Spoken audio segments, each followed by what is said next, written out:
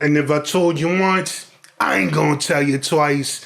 Salute all my real ones. Yeah. Look, bro, The Matrix Resurrections should never have been made. 100%. I don't know what. It took me like three different tries to make it through the whole movie. And mind you, like, the first Matrix is one of my top 5 favorite movies of all time. And I've seen thousands of movies. Like I can literally say I've seen thousands of movies and it's in my top 5, part 1. But this right here, nah, bro, I can't co-sign it. I can't co-sign it. Now, like, I've had to watch a few videos online and it helped me understand a little better. I can't co-sign the fact that, like, no Agent Smith, the real Agent Smith wasn't in it. The real Morpheus, Lawrence Fishburne, and Hugo Weaving wasn't in it. The green tint with like the gray skies and all that stuff wasn't in it. It was this colorful ass world. You got Barney Stinson, Doogie Howser, what's his name? Neil Patrick Harris, wearing shiny blue suits with blue frame glasses. You got fake Morpheus wearing orange suits, like crazy, bro. Crazy people with blue hair all over the place. Nah, it didn't look like the Matrix. It didn't feel like the Matrix. Jada Pinkett Smith, I don't know what they did to her character, but I couldn't stand any second that she was on the screen. Not because of her acting, but just because what they did to her character. It's quite a lot to...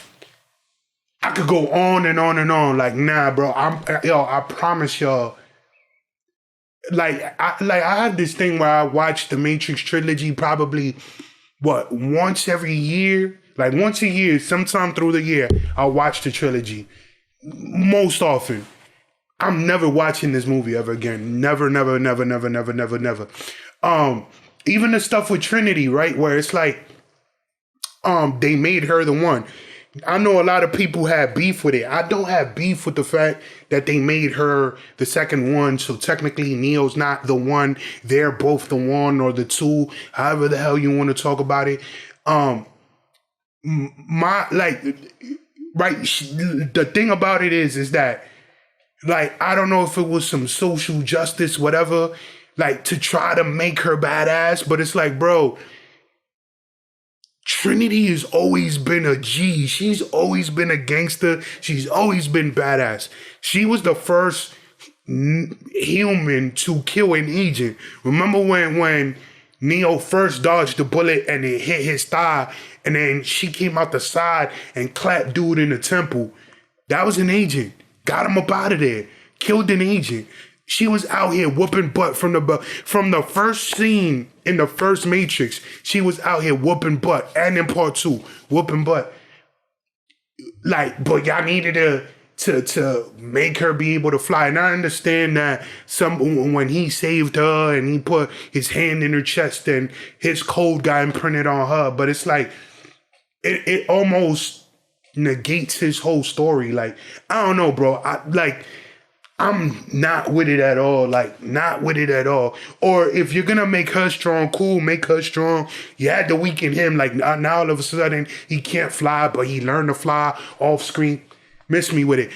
Like button, subscribe button, notification bell, press those. Let's go. I could talk about this for days, bro. Stir me from the party food and Prosecco-induced coma that I tend to live in between Christmas and New Year, but The Matrix Resurrections is such a movie. Not because I'm here to sing its praises like Spider-Man No Way Home or anything. God no. This movie is quite literally the yin to No Way Home's yang. A boring, cynical, creatively bankrupt attempt to milk an old franchise for all its... Not only that, but it's like that whole we're trying to break the fourth wall, and we're talking to you about the fact that we didn't even want to make this movie, but Warner Brothers was gonna make it without us. But it's like, bro, like, y'all should have continued, like, the whole trying to be self-aware and, you know, making Neo a game developer that made the Matrix. Like, nah, don't break the fourth wall. Like, stay in the story. Like, leave it science fiction. Don't try to bring it closer to reality. Like, I don't know, man. Like this, like literally, and it's funny because I used to tell people, yo, you take the first 4 Terminators, even though 3 and Salvation were terrible, and you take the first 3 Matrix, and you almost have a cohesive story. Like they didn't need to keep this going. If y'all was gonna keep it going, like y'all might as well say, yo, the whole original cast is dead. Like shit got real. Not only that, but it's like Keanu is so caught up in trying to save Trinity and get Trinity, but it's like the whole human race is still enslaved. How about trying to save them? I don't know, man. It's worth awkwardly retconning new ideas into a narrative that was already completed decades earlier, shot out by a past her prime filmmaker who doesn't seem to know why she's even making this film, and featuring a mixture of creaky middle-aged actors who can barely keep up with the action scenes, and a cast of forgettable young hopefuls that are about as memorable and distinctive as a late-night visit to McDonald's. In short, The Matrix Redirections is everything I feared it would be in my trailer review, and more. Much more. Damn, even I didn't predict just how shit this film would be. Anyway, as they probably said on the first day of shooting this thing, let's get this shit show over with so we can all go home. The movie kicks off with a straight up rehash of the iconic opening scene from the first film, featuring a bunch of different actors, and if that alone can get this one more you needed to let's skip it forward. Fuck off, film. Then they go back to Neil Patrick Harris and his forehead, and Trinity beats him up, despite the fact that he's a fucking administration program who can't even feel pain. Then they have a good old laugh and fly off into the sunset while holding hands. Fuck off, film. The Matrix... Yo, they did the Merovingian dirty.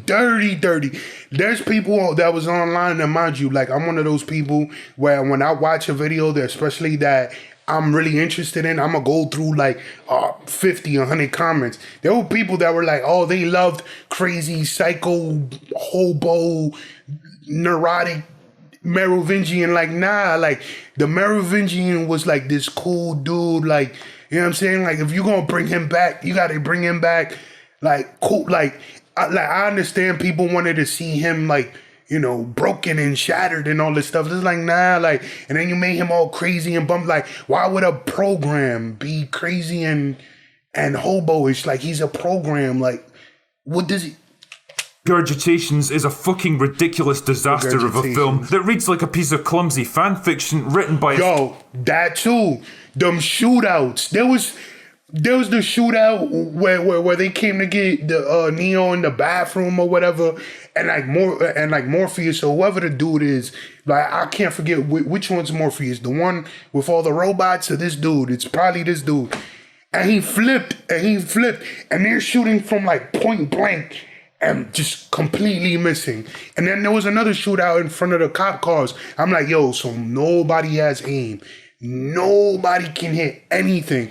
I'm tired of pointless action gun scenes. Like, if somebody's not gonna get shot, or if nobody's life is really on the line, miss me with it. Like, I'm past like the whole, oh, there's bullets, so it has to be cool. Like, nah.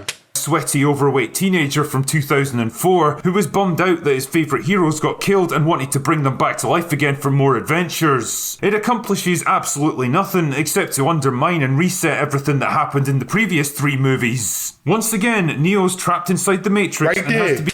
Right there. There's a guy. That's the part I was talking about. Once again, Neo's trapped... He's right there. And you have an assault rifle. You just... like that. Morpheus gone. And he's shooting them and he didn't even get them. Come on, bro.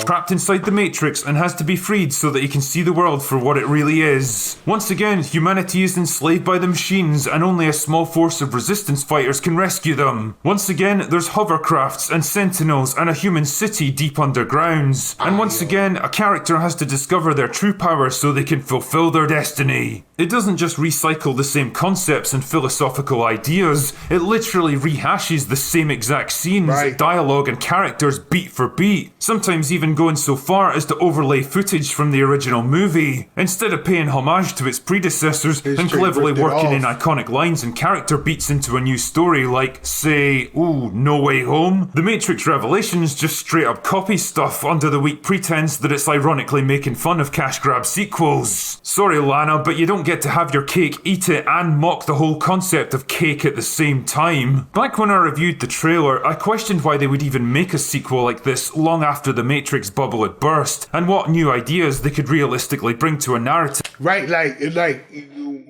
if we're being honest, right, I'm one of the people, I was always in the camp of, I want a new Matrix movie, just because I've ran the 3 to the ground, let's keep the story going. But realistically, if they were ever going to keep the story going, like Neo's story was over, Trinity's story was over, Morpheus' story was over, you had to leave that cast in the past and bring new people in and continue it. The problem is, and it's the same problem that James Cameron and the good folks at Paramount, whoever the hell is that makes the Terminators. You had 3 main characters in the Terminator movies, and without all 3 of them, it's not the same. And they found that out in part 3. Then they try to bring a different star in Christian Bale and Salvations. Then they brought back Arnold and brought back Linda Hamilton. Didn't work, right? So what I'm trying to say is that when you have a movie and it's based on 1, 2, 3 people, that's not enough for you to build the world. People are always going to be in love with those actors and those characters, and it's going to be hard for people to move on. It's the same thing with the Matrix. If you would have told me, right, there's going to be a new Matrix, but Morpheus, Trinity, Lawrence Fishburne, Keanu, and Carrie Ann Moss aren't going to be in it, I'd have been like, it's probably not going to be that good, right? Same thing with Will Smith and Independence Day, whatever the hell it was called. Will Smith's not in it? I'm not watching that. But then I did watch it, and it was just as bad as I thought. Basically, what I'm trying to say is that if you're really trying to build a franchise, you need to have lots and lots of characters. So when those characters get taken away, you can continue the story with other ones. That's why Marvel works so well, because it's like, oh, kill this character, kill that character, bring a new one in. That wasn't going to work here.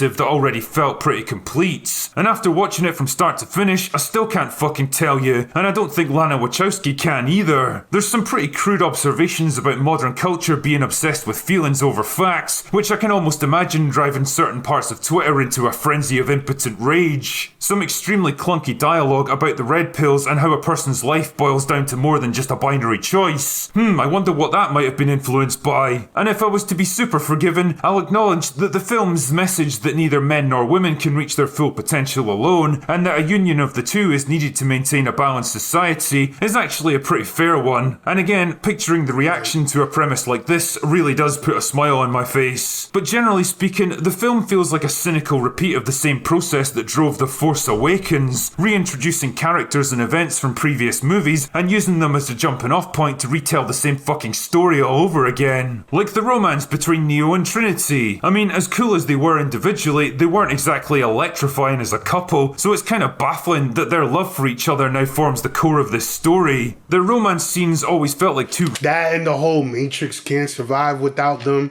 Man, listen, bro. Come on, man.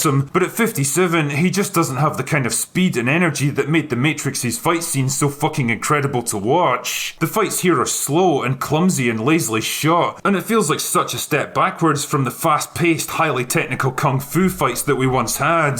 Ultimately, the Matrix Regenerations fails on just about every level possible. It fails to properly honour the past by leaving it well enough alone. It fails to... That fight scene right there, bro. He's right there.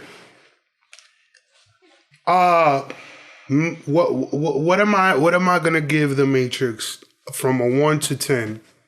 I'm gonna go with a solid, decent 3.3.